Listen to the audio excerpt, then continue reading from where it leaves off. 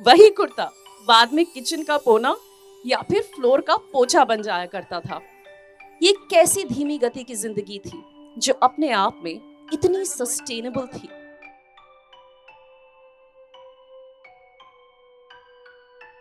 So, people talk about sustainable clothing. I'm wearing it today.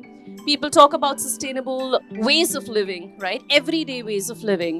And when I got to write this poem, I realized that हम सब तो internet generation वाले हैं, sustainability के बारे में बात करते हैं, sustainable fashion, sustainable living, slow living. लेकिन असली मायने में सबसे ज़्यादा सस्टेनेबल होती थी हमारी दादियाँ, हमारी नानियाँ, हमारी मम्मियाँ, हमारी आंटियाँ। घर में कुछ भी नहीं फेंकता था, राइट? कोई भी ऐसी चीज नहीं है जो रिसाइकिल नहीं होती थी, रीयूज नहीं होती थी। याद है वो धीमी गति वाली जिंदगी जब हम प्रकृति के साथ हाथ से हाथ मिलाकर चलते थे।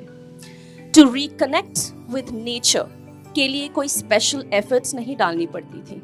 याद है कैसे हमारी मम्मियाँ, दादियाँ और नानियाँ चाय को प्लास्टिक के कप से नहीं, मिट्टी के कुल्हड़ से पिया करती थी। हमारा खाना प्लेट्स में नहीं, पत्तल में या फिर केले के पत्तों पर परोसा जाता था। और घर के सारे डब्बों को अचार से लेकर ऊन की सिलाइयों तक मल्टीपर्पस यूज में लाया जाता था।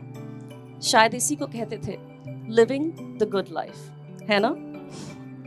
कपड़े फट जाने पर हमारे दादा, नाना, पापा उन्हें फेंक नहीं देते थे।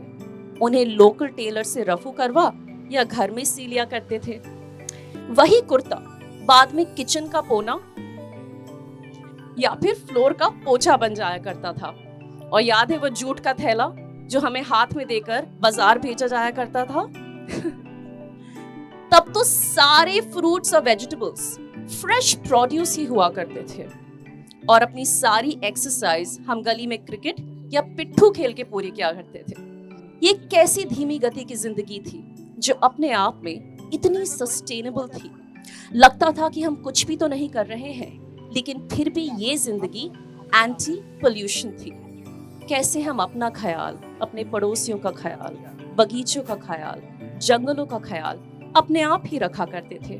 और कैसे हम रिड्यूस, रीयूज, रिसाइकिल के प्रिंसिपल को ना जानते हुए भी फॉलो किया करते थे। योगा से लेकर आयुर्वेदा तक हमारे घर में सब कुछ मौजूद था।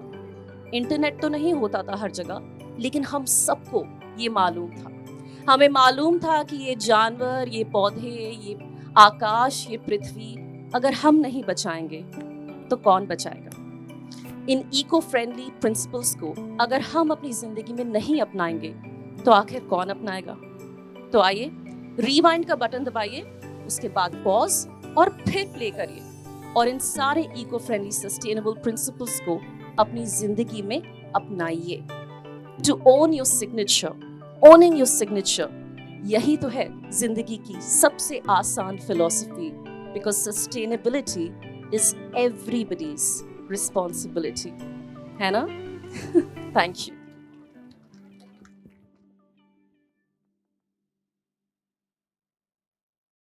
Hi guys, I hope you enjoyed that, and if you did, then we would recommend, that you like, share and subscribe to Commune for more such great content. See ya!